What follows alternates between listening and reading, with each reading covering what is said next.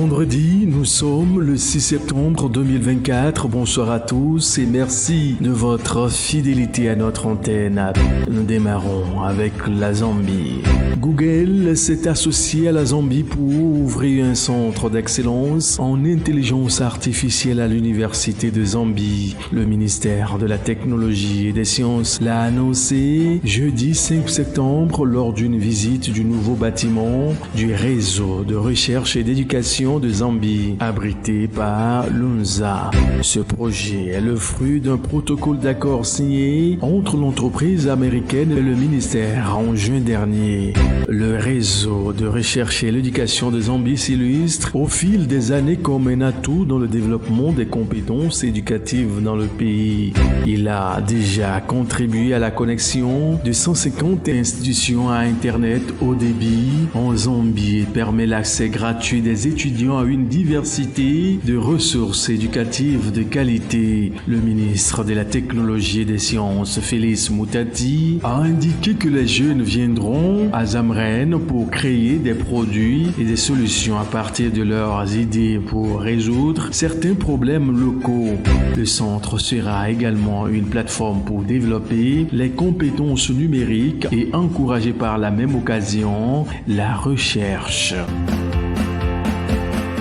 Au Ghana, l'Office national du cacao a expérimenté avec succès un système de traçabilité des fèves de cacao dans le cadre d'une phase pilote.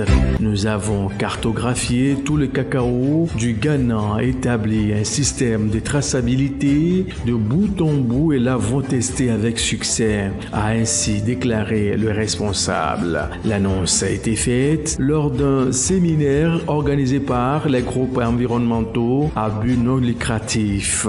Cette initiative s'inscrit dans le cadre des démarches mises en œuvre par le gouvernement pour se conformer à la nouvelle législation de l'Union européenne relative à l'élimination de la déforestation. La dite réglementation prévue pour entrer en vigueur d'ici fin décembre 2024 ou début 2025 interdira l'importation des produits de base liés à la déforestation comme le cacao, le café ou encore l'huile de palme par les pays du bloc.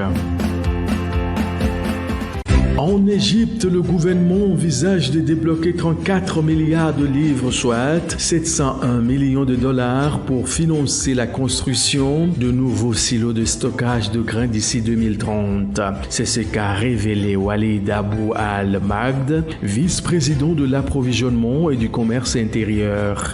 Selon le responsable, cet investissement devrait permettre d'augmenter la capacité de stockage de grains de 2,6 millions de tonnes à terme. Il convient de noter que la capacité de stockage de blé du pays d'Afrique du Nord était évaluée à 3,6 millions de tonnes en 2023 selon les données officielles. Plus largement, cette initiative intervient après l'annonce en mars dernier d'un projet de construction d'une usine de conception, de fabrication et d'installation de silos basée à Port Saïd. Le dit projet initié par le groupe polonais Freerom en collaboration avec l'autorité en charge du développement de la zone industrielle de Port Saïd Est mobilise un investissement de 1,6 milliard de livres.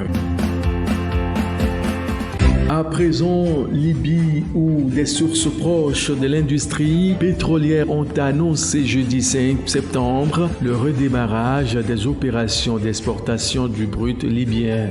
Ce dernier accueille en effet depuis quelques heures le Créti Samaria, un pétrolier battant pavillon du Libéria qui devrait charger puis acheminer dès ce vendredi une cargaison de 600 000 barils d'or noir vers l'Italie. Ce développement ne signifie pas encore la reprise totale des expéditions de brut à l'échelle de tout le pays, car aucune information officielle n'a encore été publiée concernant l'éventuelle levée de la suspension opérationnelle imposée aux activités pétro-gazières dans le pays. Pour les analystes, cette évolution suggère cependant un apaisement des tensions entre les deux gouvernements rivaux qui travaillent activement à un compromis dans le cadre de pourparlers conduits sous l'égide des Nations Unies. clôturons l'actualité économique de ce vendredi soir et de cette semaine avec le Maroc. Pour les 7 premiers mois de l'année 2024, les flux de passagers dans l'aviation civile marocaine se sont élevés à 18,1 millions de voyageurs d'après les dernières données de la Direction des études et des prévisions financières du ministère de l'économie et des finances. Ces chiffres en hausse de 18,5% en glissement annuel ont été boostés par le trafic international de plus de 17,9% et celui domestique de plus de 24,6%. Le mois de juillet a connu une embellie remarquable avec plus de 3 millions de passagers, soit une hausse de 14,8%. Cela s'explique, selon les autorités, par l'attractivité touristique du pays en période estivale.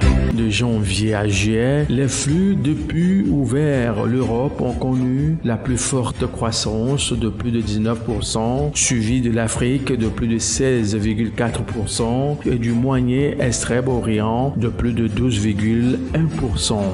Merci de votre fidélité. Très bon début de week-end à vous tous et à lundi.